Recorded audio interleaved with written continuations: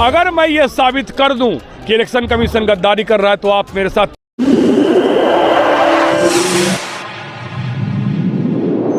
इस news channel पर जो भी वक्ता ने कहा वो उसकी अपनी राय है। मिल रही है हमें मालूम, और मुझे और महमूद पराचा को मारने की धमकी है।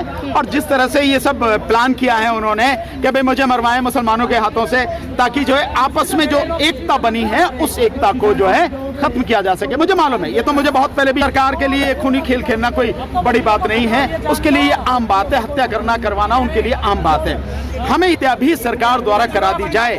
सो आपस का जो भाईचारा है, जो सब लोग इकट्ठे होकर इस ईवीएम की लड़ाई को लड़ रहे हैं, ये आपस का भाईचारा खत्म नहीं होना चाहिए। सरकार के लिए यही सबसे खतरनाक स्थिति है जिससे वो घबराई हुई है अंदर तक, क्योंकि ये आंदोलन ईवीएम का हम लोगों की वजह से गांव-गांव तक, गली मोहल्लों तक, घर घर तक पहुंच चुका है और पूरे देश में ईवीएम के खिलाफ जबरदस्त उबाल है। आप अगर मैं ये साबित कर दूं कि इलेक्शन कमीशन गद्दारी कर रहा है तो आप मेरे साथ चलेंगे फांसी देने उसको।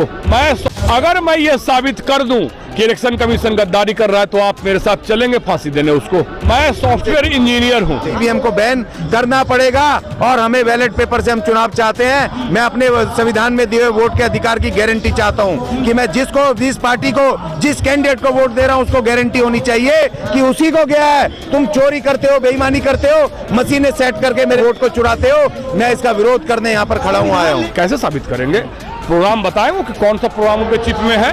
वो जो माइक्रो कंट्रोलर 8251 यूज कर रहे हैं वो बताएं जनता को। नहीं बता रहे हैं तो चोरी है, पहला बात।